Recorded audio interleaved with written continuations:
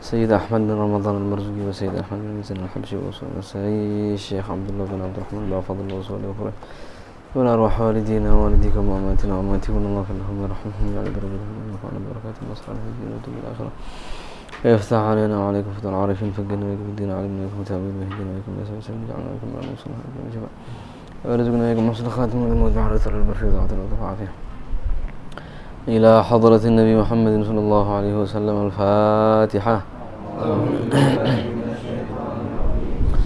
بسم الله الرحمن الرحيم الحمد لله رب العالمين إياك نعبد وإياك نستعين اهدنا الصراط المستقيم صراط الذين أنعمت عليهم يا رب بالمصطفى بلغ مقاصدنا واغفر لنا ما مضى يا واسع الكرم يا رب بالمصطفى بلغ مقاصدنا واغفر لنا ما مضى يا واسع الكرم محمد سيد الكونين والثقلين والفريقين من عرب ومن عجم يا رب بالمصطفى بلغ مقاصدنا واغفر لنا ما مضى يا واسع الكرم نبينا الآمر الناهي فلا أحد بر في قول لا منه ولا نعم يا رب بالمصطفى بلغ مقاصدنا واغفر لنا ما مضى يا واسع الكرم والحبيب الذي ترجى شفاعته لكل هول من الأهوال مقتحم يا رب بالمصطفى بلغ مقاصدنا واغفر لنا ما مضى يا واسع الكرم اللهم صل وسلم وبارك عليه وعلى آله الحمد لله رب العالمين وبه نستعين على أمور الدنيا والدين والصلاة والسلام على أشرف الأنبياء والمرسلين سيدنا ومولانا محمد وعلى آله وصحبه أجمعين سبحانك لا علم لنا إلا ما علمتنا إنك أنت العليم الحكيم ولا حول ولا قوة إلا بالله العلي العظيم رب اشرح لي صدري ويسر لي أمري واحلل عقدة من لساني يفقهوا قولي أما بعد. Alhamdulillah, malam hari ini sebagaimana biasa kita melanjutkan kitab Aqidatul Awam. Pembahasan kita malam hari ini tentang fil yaumil akhir, tentang hari akhir atau hari kiamat. Karena sesuai urutan apa? Sesuai urutan rukun iman, antu'mina billahi, beriman kepada Allah. Di antaranya apa? Kita tahu sifat-sifat Allah Subhanahu wa taala. Beriman kepada Allah Subhanahu wa taala. Sifat Allah yang wajib, yang mustahil, yang jaiz. Wa malaikatihi, malaikat-malaikatnya, beriman kepada malaikat Allah. Sudah juga kita bahas. Wa kutubihi, kemudian beriman kepada kitab-kitab yang Allah turunkan, sudah dibahas. Wa rusulihi, kemudian beriman kepada utusan-utusan Allah, juga sudah dibahas, nama-namanya, sifat-sifatnya dan lain sebagainya. Wa rusulihi wal yaumil akhir. Di antara rukun iman itu percaya kepada hari akhir. Kita percaya bahwasanya suatu saat akan terjadi hari kiamat. Hari kiamat ini hanya tahap pertama dari kehidupan akhirat. Kalau yang hidup sampai hari kiamat, ya. Kalau misalkan ada yang hidup sampai hari kiamat, dan nggak ada yang hidup sampai hari kiamat kecuali orang-orang kafir. Ketika hari kiamat terjadi, nggak ada yang kenal sama Allah, nggak ada yang kenal sama Al-Quran, nggak ada semuanya. La taqumus sa'ah, nggak terjadi hari kiamat, dan di situ ada orang yang beriman. Hari kiamat hanya terjadi kepada orang-orang kafir. Saking mengerikannya hari kiamat, jadi Allah nggak izinin orang beriman walaupun imannya cuma kecil merasakan bagaimana ngerinya hari kiamat. Adapun orang yang meninggal sebelum hari kiamat, ya, tahapan kehidupan akhirat yang pertama adalah kematian dia. Kan dikatakan kematian itu adalah kiamat kecil. Karena pada dasarnya kiamat kecil dan kiamat besar ini memiliki satu kesamaan. Itu apa? Tahapan pertama kehidupan akhirat. Kalau kiamat yang sesungguhnya, walaupun kejadiannya itu jauh-jauh lebih mengerikan dari kematian biasa, cuman sama-sama itu adalah tahapan pertama kehidupan akhirat. Nah, kematian yang dialami oleh semua orang sebelum hari kiamat, nah itu juga tahapan pertama menuju kehidupan akhirat. Jadi pembahasan kita ini itu tentang hari kiamat dan apa saja tahapan-tahapan kehidupan setelah hari kiamat atau setelah kematian. Nah, itu kita harus beriman. Walaupun misalkan buktinya apa? Dalilnya apa? Ya, dalilnya itu ya Allah sampaikan di Al-Qur'an. Ini Allah bilang ada hari kiamat. Nabi bilang ada hari kiamat. Kalau secara logika mau dibuktikan ya nggak bisa kita membuktikan. Apa bukti yang logis nanti pasti ada hari kiamat? Nggak bisa. Sebagaimana kita nggak bisa membuktikan azab kubur itu ada apa enggak? Kan nggak bisa dibuktikan. Kalau sifat-sifat Allah kan bisa kita buktikan dengan dalil-dalil logika, ya. Makanya yang pernah dulu kita singgung di awal kitab, pembahasan kitab tauhid itu ada sebagian dalilnya agli, artinya dalil-dalilnya itu lebih ke rasio, artinya dalil logika. Sifat-sifat Allah, sifat-sifat Nabi, sifat-sifat Rasul. Nah, ini dalil agli. Walaupun di Al-Quran juga dijelaskan Qul huwallahu ahad. Nah, kemudian ayat-ayat sifat-sifat Allah dijelaskan di Al-Quran.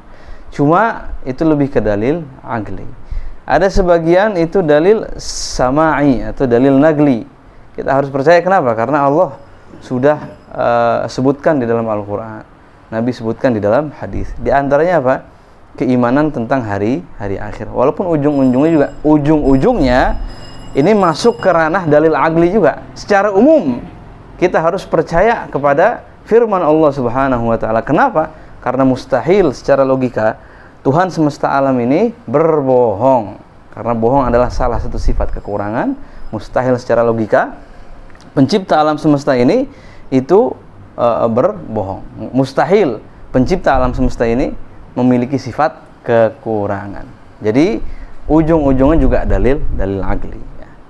Imanuna biyaumi akhirin wajib wa kullu ma kana bihi minal ajab. Imannya kita terhadap hari akhir adalah sesuatu yang wajib. Begitu juga beriman kepada apa-apa yang terjadi setelah hari akhir daripada ajab, keajaiban, sesuatu yang kalau ajaib kan lebih identik sama sulap gitu ya, kalau ajaib ya. Pokoknya sesuatu yang menakjubkan, sesuatu yang menakjubkan ya. Kok ada ujungnya, wow gitu. Wow gitu ya.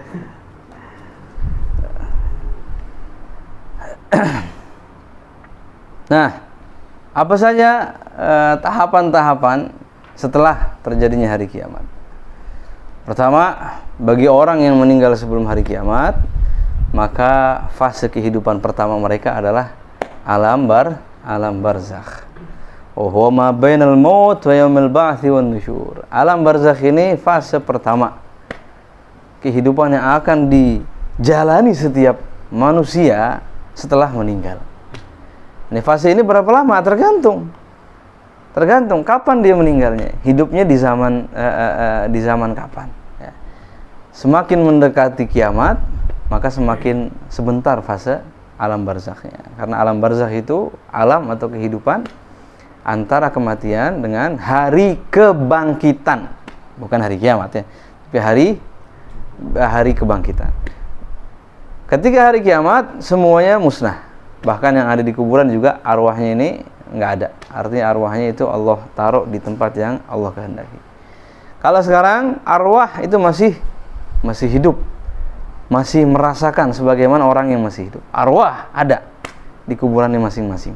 Ya, ada khilaf. Ada yang bilang di paruh burung yang terbang di langit. Burung apa? Wallahu alam. Ada yang bilang arwah orang beriman di langit, macam-macam, khilaf antara ulama. Yang pasti arwah manusia itu ada sampai sekarang. Walaupun jasadnya itu mungkin hancur, jasadnya itu udah nggak ada, tapi ruh mereka masih ada. Ada sebagian dari ruh manusia ini, khususnya orang yang beriman, dikasih keistimewaan oleh Allah Subhanahu wa taala, bisa jalan-jalan, pergi-pergian, tamasya. Ngapain? Ngeliatin orang-orang yang mereka kenal sewaktu dulu mereka masih hidup. Ya, misalkan orang tua kita yang udah nggak ada, kakek nenek kita, bapak ibu kita. Nah, itu kalau Allah kasih keistimewaan, itu ngelongokin ya,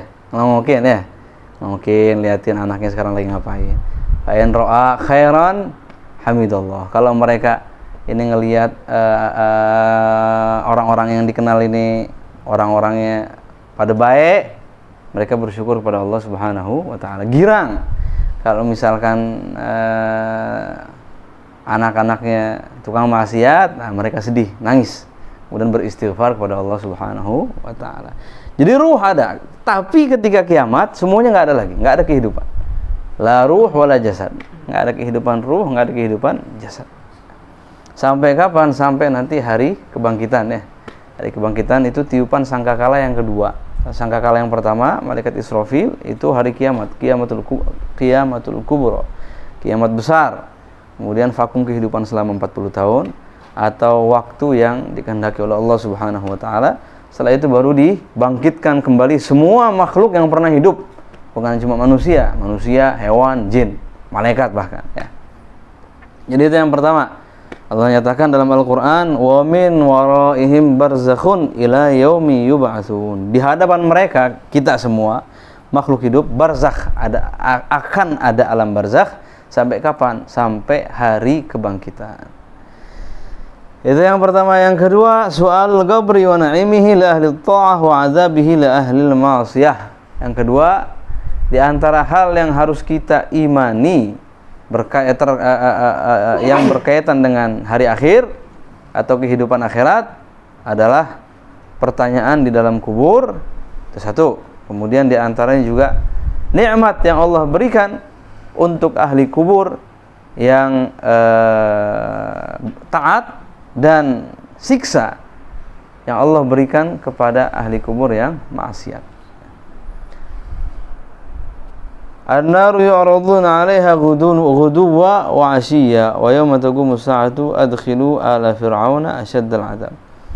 Apakah ada dalil yang menyatakan manusia itu dikubur ada yang mendapat nikmat, ada yang mendapat azab? Ini memang masalah yang masih menjadi perselisihan di antara ulama ya. Walaupun bukan faktanya, bukti-bukti nyata mungkin yang disaksikan oleh orang yang masih hidup itu sebagian pernah terjadi ya. Artinya orang misalkan pernah menyaksikan siksa kubur, sesuatu yang aneh yang istilahnya di luar kebiasaan ada di kuburan. Itu bagian dari siksa kubur. Kayak misalkan kalau kita lihat di Indosiar kan tuh ya. Indosiar itu kan macam-macam. Ya, mungkin itu juga diangkat dari kisah nyata kan gitu ya. Dulu kan ada majalah Hidayah gitu ya.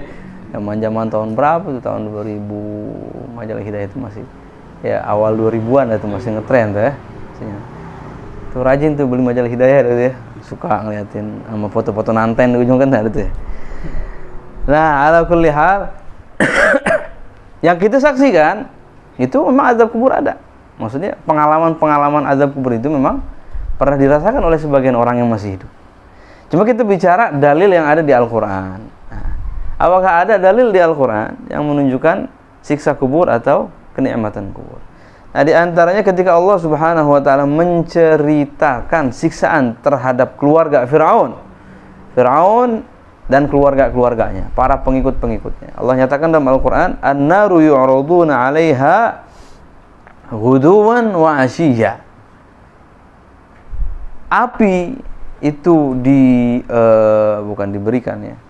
Jadi mereka itu selalu terbakar pagi dan sore hari. Ini Allah nyatakan tentang siksaan Fir'aun dan pengikutnya di kubur mereka sekarang. Saat itu. Berarti apa? Berarti saat ini dari mulai mereka mati ya, sampai sekarang, sampai nanti hari kiamat, sampai mereka masuk neraka, itu di kuburan, sebelum nanti mereka diazab di neraka, di kuburan mereka sudah disiksa. Karena Allah bilang an-naru yu'raduna 'alaiha ghuduwan wa 'ashiyya. Pagi dan sore hari itu api dinyalakan buat mereka. Artinya mereka terbakar karena api neraka. Tapi belum masuk neraka. Karena masuk neraka itu ntar. Kalau udah ada timbangan amal dan lain sebagainya baru masuk neraka. Ya, mereka saat ini sudah disiksa di dalam kuburannya masing-masing. An-naru yu'raduna 'alaiha ghuduwan wa 'ashiyya. Kemudian di antara dalilnya lagi apa? Di antara dalilnya adalah doa yang Nabi panjatkan, yang Nabi ajarkan juga kepada sahabat, itu di antaranya Nabi berlindung dari azab kubur. Jadi Nabi sering ngajarin sahabat itu berlindung dari azab kubur. Di antaranya doa yang kita baca setiap kali sholat sebelum salam, setelah baca tahiyat, itu di antaranya kita berlindung dari azab kubur. Allahumma inni a'udzubika min azabil qabr wa min azabi jahannam wa min syarri fitnatil mahya wal mamat wa min syarri fitnatil masiihid dajjal wa min al-maghrib wal ma'tham. Nah, ini menunjukkan bahwasanya azab kubur itu ada. Dan bukan biasanya, mestinya orang yang di kuburannya sudah sulit, maka kedepannya akan lebih sulit lagi. Orang yang di kuburannya udah enak, maka kedepannya akan lebih enak lagi. Ya. Kemudian di antara kehidupan akhirat atau yang akan terjadi nanti di kehidupan akhirat, al-ba'ts minal kubur. Hari dibangkitkannya seluruh makhluk hidup dari kuburannya masing-masing sebelum mereka digiring ke padang mahsyar. Jadi yang udah kita jelasin tadi ya. Jadi hari kiamat semua orang meninggal, ruh juga meninggal, bukan meninggal, ruhnya ini nggak ada kehidupan lagi ruh. Nah, nanti setelah waktu yang Allah tentukan, Allah perintahkan malaikat Israfil untuk niup sangkakala yang kedua kalinya. Nah, itu setiap ruh akan kembali ke jasadnya masing-masing. Allah nyatakan dalam Al-Quran, "Tsumma innakum yawmal qiyamati tub'atsun. Allahu yabda'ul khalqa tsumma yu'iduhu tsumma ilaihi turja'un. Ma khalqukum wa la ba'tsukum illa ka nafsin wahidah." Jadi nanti semuanya akan dibangkitkan dari kuburannya masing-masing. Kemudian yang selanjutnya, setelah dibangkitkan dari kuburannya masing-masing, yang meninggalnya di kuburan atau yang dikuburin, yang nggak dikuburin juga dibangkitkan lagi. Ya, yang udah kita bahas kemarin ya. Kalau misalkan dibakar jadi debu, Allah kumpulin lagi itu ya. Allah bentuk tubuhnya itu seperti semula, bentuk jasadnya seperti semula. Jadi nggak ada yang luput dari kebangkitan. Semuanya akan dibangkitkan oleh Allah Subhanahu wa taala. Setelah semuanya dibangkitkan, kemudian ruhnya dikembalikan ke jasadnya masing-masing, baru hasyrul ajsad ilal mauqif ba'dal ba'ts. Kemudian penggiringan ke padang mahsyar. Yauma tubaddalul ardu ghairal ardi was samawat. Hari di mana bumi itu rupanya, wajahnya enggak seperti bumi yang kita kenal. Jadi penggiringan itu di bumi yang sekarang kita berada. Mahsyar itu di bumi tempat kita berada sekarang. Cuma wujudnya, rupanya, wajahnya itu enggak seperti bumi yang kita kenal. Ada dataran tinggi, ada dataran rendah, ada bukit, ada gunung, ada lembah, ada laut, dan lain sebagainya. Kalau sekarang kan seperti itu ya, ada hutan. Nanti ketika hari padang mahsyar, penggiringan, nah itu di bumi yang sekarang kita berada. Cuma rupanya itu enggak seperti yang kita kenal sekarang. Itu semuanya datar, enggak ada satupun yang ada di atas muka bumi. Enggak ada bukit, enggak ada dataran tinggi, enggak ada dataran rendah, semuanya rata. Ya. Yauma tubaddalul ardu ghairal ardi was sama. Aduh, jadi bumi datar bulat deh ya. Ala kulli hal Allah alam. Enggak ada yang tahu ya, kecuali kalau nanti bisa terbang ke atas dan lihat bulat apa datar tuh. Tapi memang di antaranya ayat ini itu. Kalau kita bayangkan hari kiamat itu bumi kan bulat hancur tuh kan? Hancur ya. Tapi kalau kita bayangkan memang bumi adalah pusat alam semesta, Allah nanti bangkitkan kita dari bumi-bumi juga. Kalau hancur ntar jasad-jasad yang memang jasadnya nggak hancur ketika hari kiamat, misalnya buminya bulat, maur kemana-mana ya. Kalau misalkan datar kan memang berlapis-lapis, ya. Wah, jadi nggak hancur. Yang hancur itu di dalam Al-Quran coba, ya. Apa? Matahari, bulan. Idza sama'u insyaqqat, idza syamsu kuwirat, wa idza nujumu kadarat, wa idzal biharu. Nggak ada misalkan ketika bumi dihancurkan, nggak ada, ya. Yang ada bumi mengeluarkan isi-isinya. Ya Allah alam, ya, nggak ada yang tahu bumi itu bulat apa datar. Cuman memang secara dalil syariat lebih masuk di akal, nggak memungkiri misalkan bumi itu bulat, enggak. Cuma memang lebih masuk di akal, lebih gampang dicerna. Jadi seperti itu ya, nanti akan digiring ke padang mahsyar. Yuhsyarun nasu yaumal qiyamati hufatan uratan ghurlan kama khuliqu. Rasulullah menyatakan di dalam hadisnya, kelak manusia akan dibangkitkan hari kiamat dalam keadaan hufah, nggak pada pakai sendal, nggak ada yang punya sendal ya, nggak ada yang pakai sendal, semuanya naplak, nggak ada yang pakai sendal. Urah, telanjang, nggak ada yang pakai baju. Ghurla, belum pada disunat. Ghurla, jadi nggak disunat, belum ada yang disunat. Balik kayak baru lahir lagi. Cuma udah dewasa, ya. Jadi fisiknya itu fisik orang dewasa, cuman belum disunat. Kama khuliqu, sebagaimana mereka diciptakan. Mereka dilahirkan nggak pakai sendal, nggak pakai baju, belum disunat. Nanti ketika hari kiamat mereka akan dibangkitkan seperti itu. Cuma udah gede. Pernah Sayyidatina Aisyah berkomentar, "Ya Rasulullah, itu bagaimana? Kagak malu?" Ya bahasa kita ya kayak gitu. Sayyidatina Aisyah nanya, "Ya Rasulullah, nggak malu? Istilahnya auratnya itu dilihat sama orang lain." Kata Nabi, keadaan saat itu lebih mencekam dari sekedar memperhatikan aurat orang lain.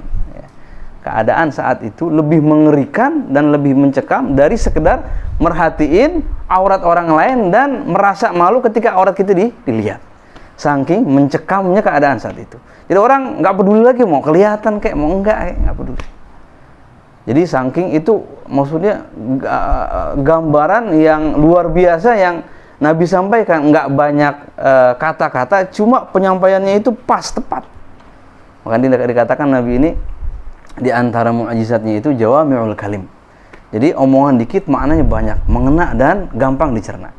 Nabi bilang apa? Keadaan saat itu lebih mencekam dari sekedar orang memperhatikan aurat orang lain atau auratnya dilihat sama orang lain. Itu kan kalau kita bayangin, itu keadaan kayak gimana sampai orang-orang nggak peduli auratnya itu kelihatan. Ya kalau sekarang kan mencekam-mencekamnya, kalau ente ngelihat misalkan, ente ngelihat perempuan cakep nggak pakai baju, bagaimana? Lapar-laparnya ente misalkan, masih merhatiin juga kan begitu. Sesakit-sakitnya ente, selapar-laparnya ente. Ya. Mungkin nggak bedanya ketika orang sakaratul maut, ketika orang itu mau mati ya, itu udah nggak kepikiran apa-apaan lagi. Nah itu saking mencekamnya keadaan saat itu. Uratan ghurla kama khuliqu illa, kecuali para anbiya ur rasul. Nabi dan rasul itu mereka pakai pakaian, pakai sendal, ya. Kenapa? Karena memang mereka ini orang-orang khusus yang diistimewakan oleh Allah Subhanahu wa taala. Enggak seperti orang-orang lain. Mereka pakai baju, punya kendaraan, ya. Bagaimana dikatakan Nabiullah Saleh alaihi salam berangkat menuju mahsyar pakai onta. Nabi berangkat menuju mahsyar pakai buraq. Nanti akan buraq itu dibangkitin lagi. Orang-orang itu pada bastuk, ya, basis tuk-tuk, ada jalan kaki. Mahsyar itu jalan kaki, tapi Nabi pakai buraq. Beliau pakai buraq, beliau yang pertama kali dibangkitkan, beliau yang pakai kendaraan menuju mahsyar. Nabi Allah Saleh alaihi salam menggunakan ontaknya menuju mahsyar. Sedangkan yang lain itu pakai jalan kaki, ya. Begitu juga para aulia, para kekasih-kekasih Allah yang memang orang-orang pilihan, mereka juga mendapatkan kemuliaan pakai pakaian, pakai baju. Nah, nggak seperti orang kebanyakan. Gimana caranya supaya kita pakai baju ntar pas lagi ke mahsyar? Ya kan malu juga nggak pakai baju kan itu ya. Malu memang nggak ada orang nggak ada yang di sono kepikiran pakai baju apa enggak. Cuma Nabi ngasih tahu kalau kita mau pakai baju ntar di sono ya. Apa katanya man at'ama lillah at'amahullah wa man kasalillah kasahullah. Caranya gampang.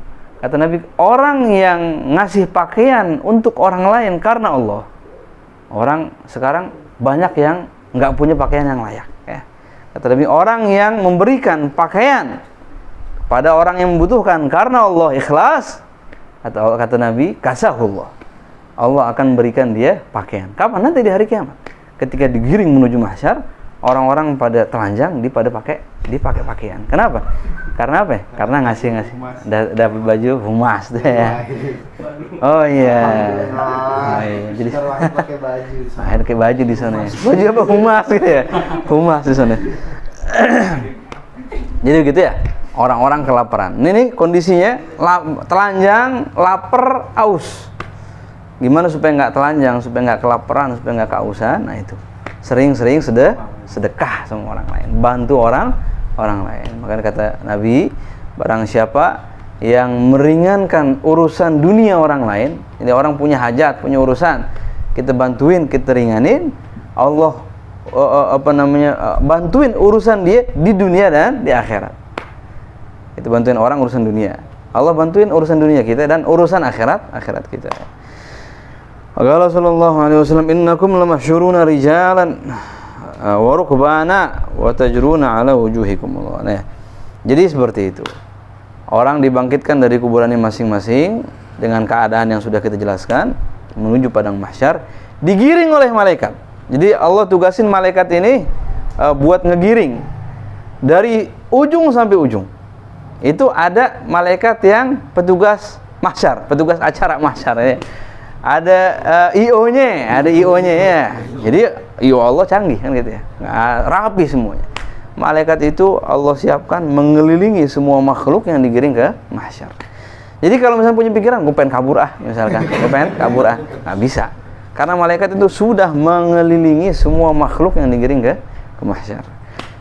Jadi mereka setelah dibangkitkan, bareng-bareng menuju mahsyar, kata Nabi, rijalan murukbana. Ada di antara kalian yang jalan kaki, ada di antara kalian yang berkendara. Di antaranya siapa? Di antaranya Nabi, para anbiya, rasul, dan orang-orang yang amal solehnya banyak. Nanti Allah kasih kendaraan menuju padang mahsyar. Sebagian dari kalian, kata Nabi, watajruna ala wujuhikum. Sebagian dari kalian bahkan ada yang jalan di atas mukanya sendiri. Kita kan sekarang sering dengar istilah kaki jadi pala jadi kaki. Ntar di sono kejadian nyata. Gimana caranya? Emang orang bisa jalan pakai palanya? Allah bisain ya. Karena Allah ini mampu untuk melakukan segala hal. Kun fayakun. Jadi nanti ada sebagian orang menuju mahsyar dari kuburannya, bagaimana caranya? Itu jalan di atas mukanya sendiri.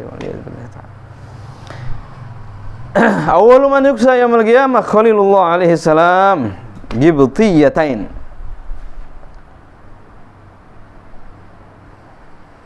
Summa yuksa Muhammadun sallallahu alaihi wasallam hullatan hibratan an yaminil arsh. Kama akhraja Ibnu Mubarak fi Zuhd Tuhfatul Ahwazi. Nah, di antara Nabi mengatakan yang paling pertama mendapatkan pakaian di hari kiamat adalah Khalilullah. Siapa? Nabi Ibrahim alaihissalam dan juga Rasul sallallahu alaihi wasallam, Nabi Muhammad sallallahu alaihi wasallam. Nah, di redaksi hadis di sini dikatakan yang paling pertama Nabi Ibrahim, kemudian setelah itu baru Nabi Muhammad. Kok bisa? Bukannya Nabi Muhammad ini yang paling mulia? Nah, dikatakan oleh salah seorang ulama, la yalzamu min takhsis Ibrahim alaihissalam bi annahu awwal man yusa ayakuna afdal min nabiyina alaihi salatu wasallam mutlaqan. Jadi bukan berarti beliau pakai baju duluan itu lebih mulia dari Nabi sallallahu alaihi wasallam. Baik, jadi seperti itu ya.